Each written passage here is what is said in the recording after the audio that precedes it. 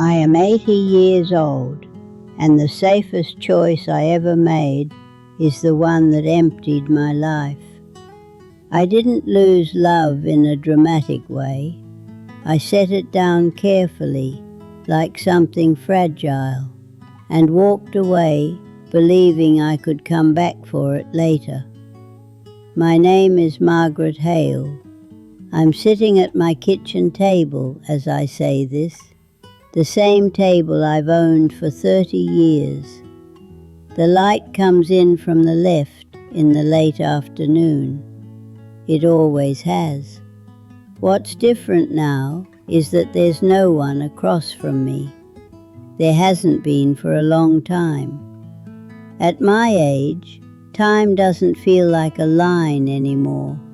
It feels like a room that's slowly getting smaller. Every year, a few more doors close. You notice it when people stop calling, when invitations dry up, when birthdays become quieter instead of louder. I'm not telling you this for sympathy. I'm telling you because it sharpens the truth. You don't have the luxury of lying to yourself forever. When I was young, I was sensible. That's the word everyone used. Sensible, Margaret. Reliable. Steady. I grew up watching my parents worry about bills, about medical costs, about losing the house. Love was there, but fears sat closer to the table. I learned early that security was something you earned by being careful and not asking for too much. In my 20s, I met a man who didn't fit neatly into that plan. His name was Daniel. He was kind in a way that didn't ask for anything back. He talked about places he wanted to see. He believed time was meant to be spent, not saved. Being with him felt like standing in open air after living indoors too long. I loved him. I don't say that lightly. I loved him in the quiet ways, in grocery stores, on long walks, in shared silences that didn't feel empty. But Daniel was unpredictable, not reckless, just unstructured. His work came and went. His dreams changed shape. And every voice around me, including my own, whispered the same warning. Love doesn't pay rent. Love doesn't guarantee safety. Love can leave you stranded. I told myself I was being mature. I told myself I was choosing the future. I accepted a different life, a stable job, a dependable man, a marriage that looked right from the outside and felt manageable from the inside. There was no single moment where I thought, this will cost me everything. It felt like a series of small, reasonable decisions. Life filled up quickly after that. Work days, promotions, commutes, dinner routines, conversations that stayed on the surface because there never seemed to be time for more. I wasn't unhappy. That's important. I was functional. I was respected. I slept well most nights. And that's how it happens. You don't notice what's missing because nothing is technically wrong. Years passed, decades. Daniel became a story I told less often, then not at all. I assumed I'd made peace with it. I thought peace meant silence. Now, at 80, silence feels different. It's not peaceful. It's crowded with all the things I postponed, all the feelings I filed away because they didn't fit into a responsible life. I used to think regret came from mistakes. I was wrong. It comes from the things you never let yourself choose. If you're listening to this, I'm not here to warn you or correct you. I'm just finally saying out loud what I spent a lifetime convincing myself wasn't true. This is where my story really begins. By the time I reached my 40s, my life looked complete to other people. A husband with a steady income, a house in a quiet neighborhood, friends who described me as settled. That word followed me for years. Settled.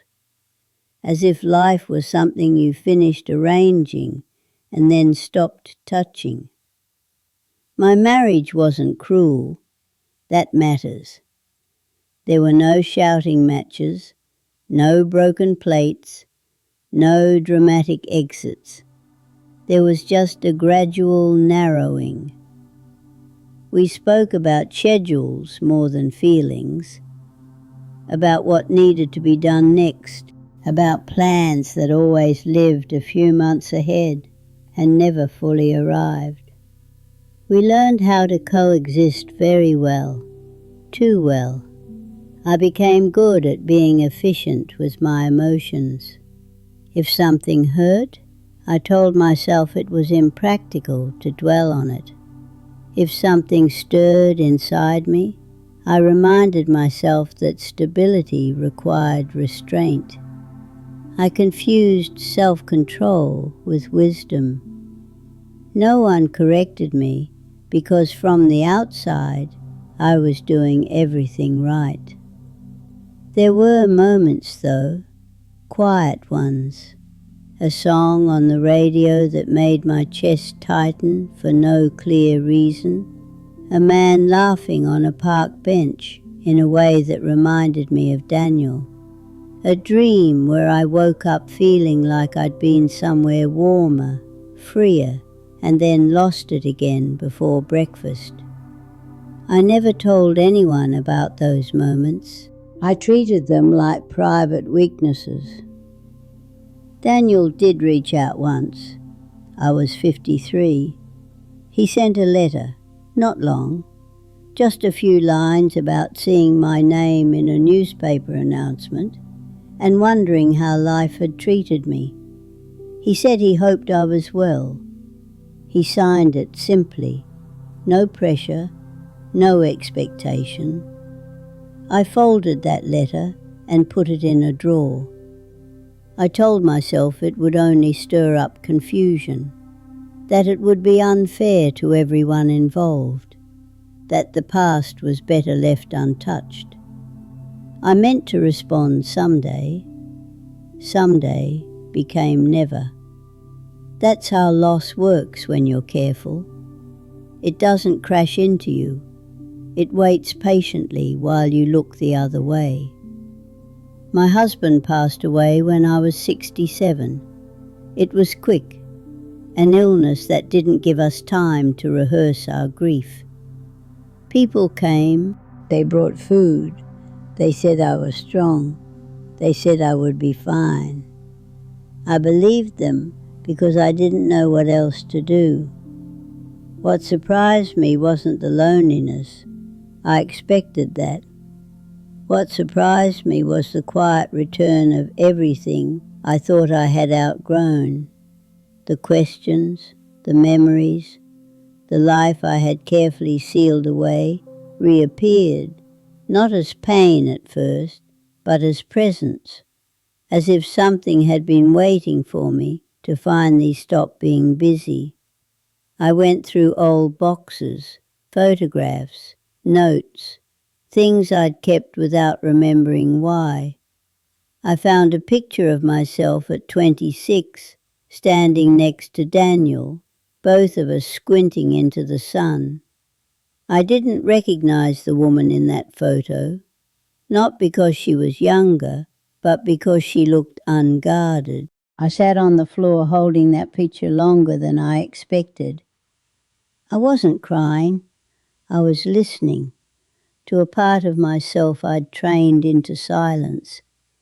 That's when I understood something I wish I had known earlier. Security doesn't erase longing, it only delays it. And delayed longing doesn't disappear, it waits. At 80, you stop imagining second chances. You start inventorying what you allowed yourself to feel and what you didn't. Some losses announce themselves loudly. Others settle into your bones so quietly you only notice them when it's too late to move the way you used to. This is the part no one prepares you for. I don't know where Daniel is now. I never searched. Not because I didn't care, but because some doors close without noise, and reopening them doesn't always bring relief. What I know is this: the life I chose kept me safe, but it never made me feel known. Safety wrapped me gently and slowly took the sharp edges of desire with it. I mistook the absence of pain for the presence of peace. If you are younger than me, you still believe time is generous. I believed that too. I thought love could be postponed without interest, without penalty. I was wrong. Love is not patient in that way. It does not wait quietly on a shelf. At 80, there are no rewrites, only understanding. I understand now that I wasn't brave and I wasn't weak. I was afraid in a socially acceptable way, and fear, when it's rewarded, becomes a habit. I don't wake up every day in sorrow. Some mornings are calm. Some afternoons are even kind. Gratitude exists alongside regret. They are not enemies. They share the same space. But when evening comes and the house settles, I feel the weight of what never happened. Not the man exactly, the self I abandoned to keep everything neat. That silence is my companion now. It follows me through grocery aisles, through medical waiting rooms, through nights when sleep comes easily, but meaning does not. I don't fight it anymore. I listen because it is honest, and honesty is all I have left with myself now. If this story stays with you, let it stay quietly. You don't need to change anything today. Just notice what you keep telling yourself can wait. I'm Margaret Hale. I lived carefully. I survived. And now, near the end, I understand the cost.